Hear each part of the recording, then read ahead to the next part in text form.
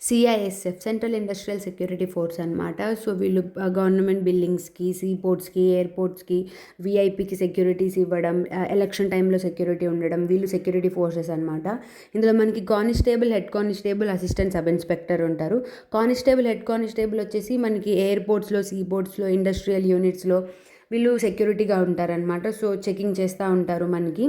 And fire prevention, ఏదైనా fire accidents అయినా అయితే ఫైర్ ప్రివెన్షన్ చేస్తారనమాట. ఫైర్ వింగ్ అని వాళ్ళు ఉంటారు.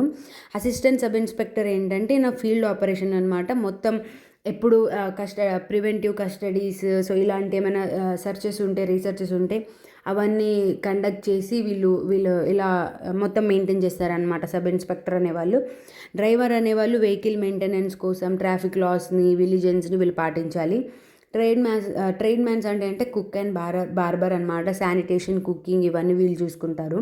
వీళ్ళకి జనరల్ డ్యూటీ ఎలా ఉంటుందంటే విఐపీస్కి సెక్యూరిటీ ఉండడం, డిజాస్టర్ మేనేజ్మెంట్ ఉన్నప్పుడు వెళ్ళి డిజాస్టర్ మేనేజ్మెంట్ ఫోర్స్ వెళ్ళి దాన్ని రెస్క్యూ చేయడం, యాంటీ నక్సల్ ఆపరేషన్స్ చేయడం, ఎలక్షన్స్ టైంలో సెక్యూరిటీ చేయడం, ఇలా ఉంటుంది. వీళ్ళ వర్క్ కల్చర్ అన్నది మోస్ట్లీ ఫిజికల్గా ఉంటుందన్నమాట.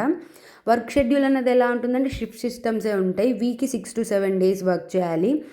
పర్ డే వచ్చేసి 8 to 9 hours చేయాలన్నమాట. హెడ్ కానిస్టేబుల్కి శాలరీ వచ్చేసి మనకి 20 to 25,000 ఉంటుంది. సబ్ ఇన్స్పెక్టర్కి వచ్చేసరికి 30 to 35,000 ఉంటుందన్నమాట.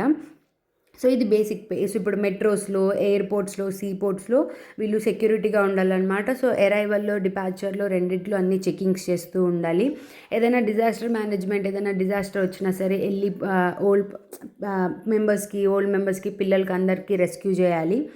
సో ఎయిర్పోర్ట్స్లో కూడా చెకింగ్ చేస్తూ ఇలాది సెంట్రల్ ఇండస్ట్రియల్ సెక్యూరిటీ ఫోర్స్ అని దీన్ని అంటారనమాట. మీకు ఈ వీడియో అర్థమైతే please do like and subscribe.